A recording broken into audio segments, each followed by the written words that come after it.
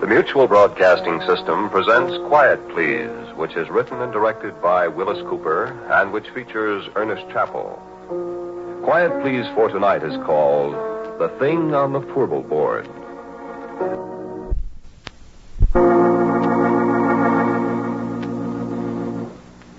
Me, I'm a roughneck. Well, I was a roughneck, 20 years ago. A little too old, too slow now. Besides, I got $1 now. I don't have to be a roughneck, you see.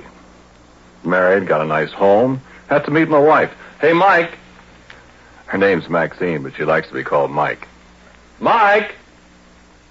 I guess she's busy out in the kitchen someplace. Besides, she doesn't hear very well. Shame, too. She's so pretty and everything. Well, you'll meet her. Sit down. I was saying I was a roughneck. Well, no, that doesn't mean exactly what you think it means. A roughneck is an oil field worker, specifically a guy in a drilling crew. Call them roughnecks like you call a section hand on the railroad a gandy dancer, a garage hand a grease monkey. Same time you work around a drilling crew for a while, you're going to be a roughneck in every sense of the word, boy. A derrick floor or a Fourble Board is no place for a guy with a bow tie. Because when you have to fool around with drilling holes that go farther down the ground than it is from the top of Pike's Peak down to sea level... sure they do. The time I was a roughneck, we'd got this one well down to 7,313 feet. That was a record. But last May, Pure Oil brought one in out in the Natrona Valley in Wyoming at 14,309 feet. That, friend, is almost 3 miles. Quite a hole, that, huh? Sure, I don't think there's an oil man in the world that don't wonder one time or another what's down there, besides rock and oil and gas. Oil that's made out of trees that died 20 million years ago. Oil that's made out of dinosaur bones. Oil that's maybe made out of the flesh and blood of men, maybe, that beat each other to death with a stone axe, ate saber-toothed tiger for lunch. Yeah, you get to wondering. You look at the cores that come up from way down there, and sometimes the little shells, trilobites mostly, that was alive when Manhattan Island, where New York is, was under half a mile of ice. We found something once, me and Billy Grunwald, and something found us. I'll tell you about it. We were down to around 5,400 feet. We'd set casing. We began to get water, so we had to stop drilling and cement off. Well, you see, when water begins to seep in the hole, you pull your drill pipe, then you let down a cementing shoe inside the casing, and you plug up the bottom of the hole, casing and all, with quick-hardening waterproof cement. Then when it's hard, you drill through the cement and go on down, and the cement outside the casing at the bottom keeps the water out. Well, we had the drill pipe all pulled and racked. The cement was setting, see? So we was shut down, waiting for it to harden. We'd been coring just before... Well, you see, a core drill is hollow, and as the bit digs down, it stuffs the drillings up inside it, so when you pull it out, you got a sample of the kind of stuff you're going through. And a geologist can tell a lot from that. So there's nobody around the rig except me that night. The rest of the crew's going into town. I was toasting some pork chops over the forge for my supper. I heard a car pulling up. Look out, it's Billy Grunwald, the geologist, and I give him a hello. Hi, Billy. Come and have a pork chop. Hi, Porky. Where's everybody? They all went to town. I'm the whole crew. I had 3 blowouts between here and Oxnard. Yeah, I wondered where you was. Ted said you'd be in here about 3. Yeah, I would have been, except for my tough luck. Oh, I'm dead. Yeah, hungry? Starved. Yeah, I got 7 pork chops. And bread. And some coffee, kind of. Swell. Hey, I got a bottle in the car. We're going to have a banquet. Hey, where's that core? That's what I came up here to look at. Yeah, back there on the bench. Look at it after supper. Hey. What? Didn't you say you were all alone here? Uh-huh. I thought I heard somebody talking. I don't see anybody. Keep an eye on that pork chop. You won't have any supper. Yeah, I'm watching it. Here, let me put the coffee on. Like so. When did you finish cementing? This morning. Last tower only made about 10 feet of hole, so Ted shut down before we get flooded out of house and home. Funny about that water. How? Oughtn't to be any at that level, according to my figuring. Well, there is. Is it salt? Sure, right out of the bottom of the ocean. That's funny. Well, maybe I'll be able to tell something from the core. Yeah, I hope so. The last core I looked at, I'd have sworn we were getting into shale. Ain't seen none yet from the cuttings. That's funny. Here, your pork chop's done. Yeah, take some bread. Yeah, thanks. Oh, man. Good, huh? Yeah, put on another. I had 2 already before you come. Yeah, much obliged. Yeah, you never can tell what's down there. You get it all mapped and plotted out, all the straighter. And all you know is what comes out of the hole. Yeah, I'd like to go down there sometime if I was little enough. Never get you down a hole. Yeah, you'd fit. You're skinny. I'll stay up here and look at the cores, Bud. Where is that one? Behind you. Over there. Oh. Well, I'll have a look at it. Well, why don't you wait till you finish your supper? I'm just going to look at it. Put on another pork chop for me. Okay. Well, I wish those screech owls would keep... What's the matter? Hey, wait a minute, Porky. Well, why did... Listen. What's eating you? You know, I'd have sworn there's somebody up there in that Fourble Board. Ah, you're crazy. There's nobody up there. Getting against those stands of drill pipe. Ah, they're just rack crooked. One of them slipped. Come on back and eat your pork chop. Yeah. Yeah, I guess so. Only I... What you so jittery about, Billy? Come on, eat your sandwich. Here. Yeah, well, thanks, Porky. I don't know. I'm just naturally that way, I guess. I'm always scared of the dark. I'm scared. Doggone it, I hate to be a baby, but I can't help it. Scared of the dark? Honest? Stupid, ain't it? Oh, I don't know. Everybody's scared of something. Me. Spiders scare the tar out of me. Black widows. Oh. I know how you feel, Billy. There another light over here? Yeah. Here. Ah. Oh. That's better. Hey, listen, Porky. Go out to the car and look in the left-hand door pocket and bring back that bottle, will you? That's what I need. Okay, kid. Okay. So I picked up a flashlight. I turned around and went outside. I found the car. And I got the bottle. And the floor of the derrick was all lit up, and when I saw a beam of light suddenly flash up toward the Fourble Board, I laughed. Billy Grunwald and his ideas. Sure, I looked up.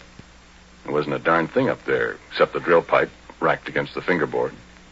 Oh, this, Fourble Board. Well, you've seen oil derricks, or pictures of them? You know that little platform that runs around the outside of the derrick about halfway up? Well, that's the Fourble Board. Well, you see, drill pipe comes in lengths, and you handle them with several lengths screwed together so as to save time getting them in and out of the hole. 2 lengths is a double, 3 is a triple, 4 is a fourble. When you pull the pipe, you heist it up inside the derrick with a traveling block, which moves up and down from the crown block at the top of the derrick. Then when a fourble of pipe is pulled out, it's held in the rotary table. You break the joint with tongs, like a great big Stilton wrench, you see. Snub a cable that's fastened to the handle over the cathead on the drawworks, and that breaks the joint. Then you hold the tongs on the pipe, give the rotary table a few turns to unscrew it. You heist away with the traveling block and swing it over against the fingerboard, lean it against the derrick. The guy up on the Fourble Board takes off the traveling block. You do it all over again till you got all the pipe out, you see? Well, there wasn't anybody up on the Fourble Board except a screech owl, and it flew away. So Billy turned his light off, and I come on inside. And just as I come up the steps, he let out a yell. Yay! What's the matter? What's the matter, Billy? Hey, come here. Look here. Well, what's it? Look, Porky. My... Where did you find that? Now, listen, Porky, I give you my word. That was embedded in the core. Why, it couldn't be. I tell you it was. Look where I dug it out. Hey, you know what? That rock there comes from a mile underground. And it's been a mile underground for 1,000,000 years. And look at this. And I did look. And what he was holding was a gold ring. And it was all carved and filigreed just like jewelry. And there wasn't any kidding about it. It was real.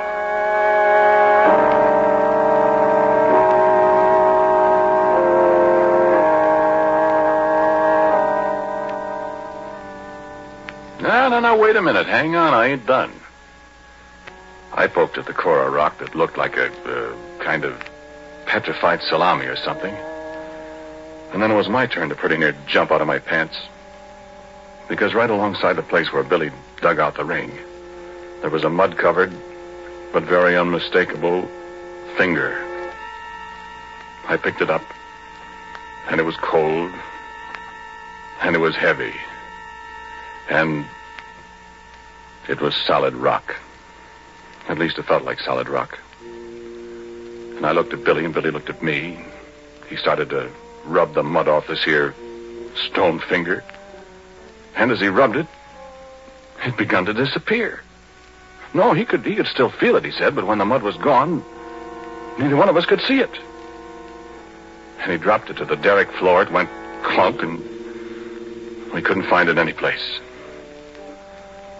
So you know what we done? Well, we took that bottle and we took and finished it, Billy and me. We finished it in one slug apiece, and it was a full pint of bathtub gin. It tasted just like so much well water to me.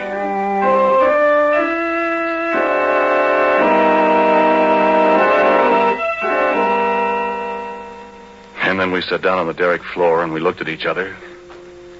We didn't say a word. My eyes got heavier and heavier. The last thing I remember was I heard some kind of noise that seemed to be coming up from down in a Fourble Board 80 feet above us. I shut my eyes a minute. I guess I went to sleep.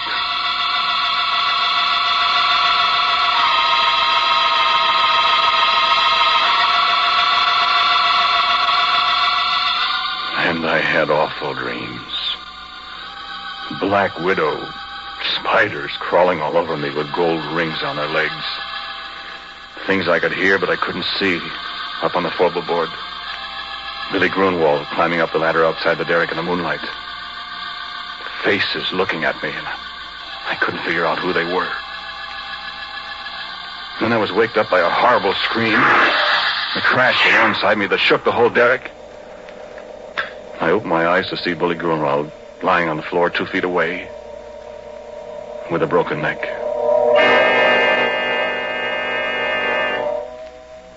With a broken neck and his left hand, well, he put the gold ring on the little finger of his left hand, and the way his arms were spread out, his left little finger and the ring were gone.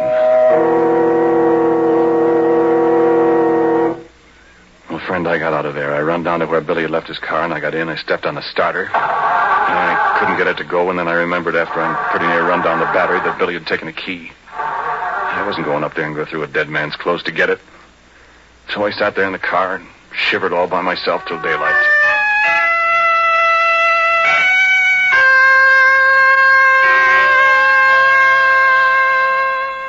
And then Ted and the crew came. Afterwards, a state cop, and everybody in the world was asking me questions. Did you and Billy have a fight, Porky? I told you we didn't, Ted. But you had been drinking. We only had that little pint, Ted. Well, what was he doing up on the Fourble Board? Did you threaten him, and did he run up there to get away from Listen, you? cop, don't be a chump. Billy Grunwald and I were good friends. Then why'd you push him off the Fourble Board? I didn't, I tell you. I wasn't up there. Oh, what did he go up there for? I don't know. I was asleep. How do you know he was up there? I didn't say he was. You said so. Besides, how would he break his neck if he didn't fall from way up there? Well, look, officer. I think it was just another accident. I mean, we haven't got anything on Porky, and personally, I don't believe he did it. Well, it's mighty mysterious. So it is. But we got work to do. Now, how about it? That cement's hard down there. I want to start drilling again, and I'm short-handed. Will you let Porky stay here till I run in my pipe again, and, well, then you can take him and ask him questions till you're blue in the face. Well, Okay. Let's get rolling. You got steam up, Happy? I'm all set. All right. Porky, you go from the Fourble Board. What? Not me, Ted. Oh, don't be such a boob. There's nobody up there to shove you overboard. And you can put a safety line around you if you want to. And besides, you're getting paid to do what you're told. I've lost too much time already. Come on, get going.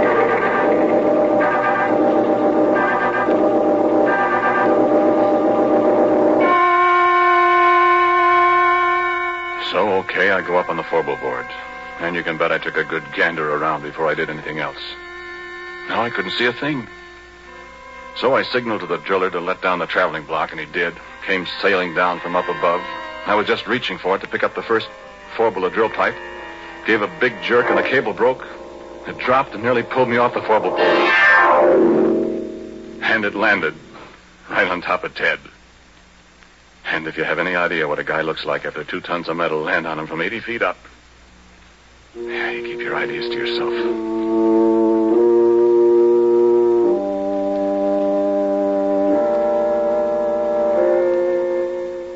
Well, that was enough. 2 accidents in a row. The whole crew quit. They wasn't going to wait for a third. And it was Ted's money that was paying off. There wasn't any more, and as far as I know, the abandoned derrick is still there. And that was 20 years ago. Oh, I forgot to tell you something. That traveling block was right in front of my face when it broke loose. It was hanging by steel cable, 3/4-inch steel cable.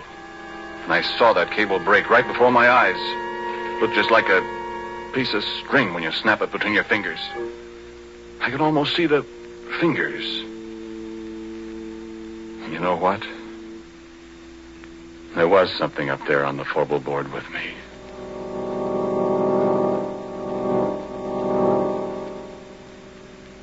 And so a couple of days later I came back. I don't know if there's anything in the world as desolate, as dismal, as dead-looking as an abandoned oil well rig. There it stands like a skeleton off on a deserted side road and the bare yellow hills surrounding it, and it's the deadest thing you ever saw. I sat in my car for a long time looking at it. Everything was just the way we'd left it. I looked in at the floor. The smashed traveling block was there alongside the rotary table. There was a little mutter of steam from the boiler. That was all. Then I heard a tinkle of something as it hit the ground alongside me. I looked around. There wasn't a soul in sight. But at my feet was the gold ring that Billy Grunwald and I had found in the core of rock that came from a mile underground and from 1,000,000 years ago in time.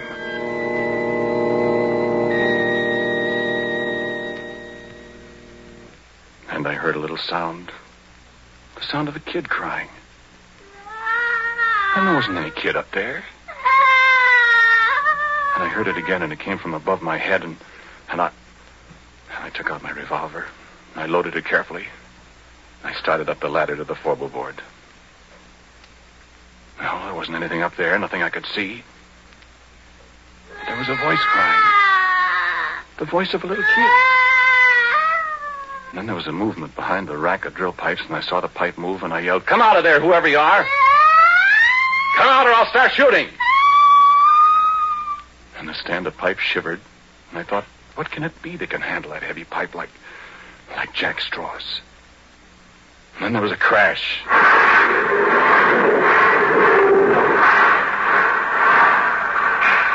The whole stand of pipe fell over, and I just got out of the way in time.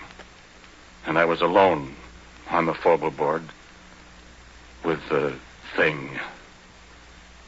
But I couldn't see it. I felt the platform tremble under my feet again as something moved toward me. I fired 2 or 3 shots. And nothing happened. I started backwards. I knew it was following me because I could hear it meowing like a cat.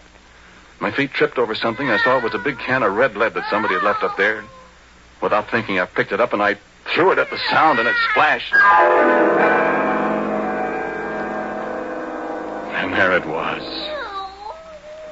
And I wish the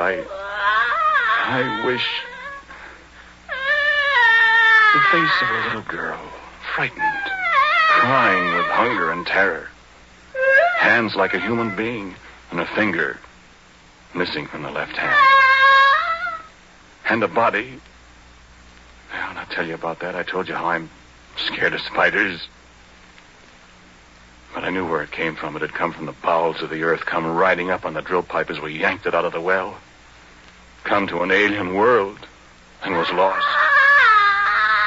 It stood there dripping with red paint, blood red from head to foot like some horrible dream. And it put its hand on my arm. Its hand was stone. Living, moving stone. And it looked into my eyes and mewed like a lost kitten.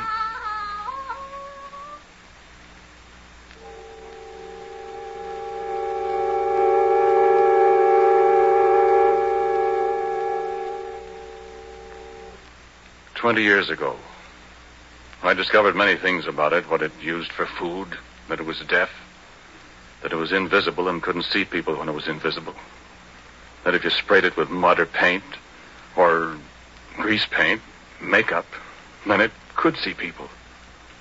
And believe me, I didn't want to see its body. I can see that in my nightmares. But its face, I can't help wanting to see that pathetic little girl face. I'm afraid maybe I've fallen. But it's very beautiful. And when it's well made up, it's... But making it up, rubbing grease paint on a stone face that looks at you and smiles, and it makes sounds like a lost kitten yet. I can disguise the body in long dresses. She can't hear very well, and when she's hungry, I have to stay out of her way. I found out what she likes to eat, remember? No, sit still. Sit still, do. Sit still or I'll have to shoot you. I want you to meet my wife. Or rather, my wife wants to meet you. Mike. Mike. There she is.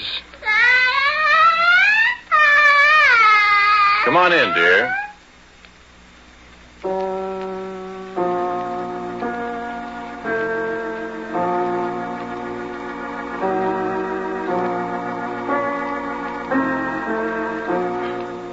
The title of tonight's Quiet Please story is The Thing on the Fourble Board. It was written and directed by Willis Cooper and featured Ernest Chappell. And Dan Sutter played Billy Grunwald. Pat O'Malley was Ted. And Cecil Roy was also a member of the cast. As usual, music for Quiet Please is played by Albert Berman. Sound by our good friend Albert April. Now, for a word about next week, here is our writer-director, Willis Cooper. Well, I'm reasonably sure that all the characters in tonight's stories were completely fictional. At least I, for one, hope so. Next week, the story is called Presto Changeo, I'm sure.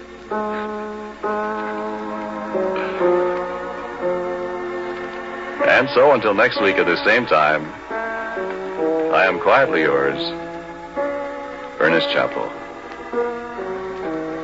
This program was heard in Canada through the facilities of the Canadian Broadcasting Corporation. This is the Mutual Broadcasting System.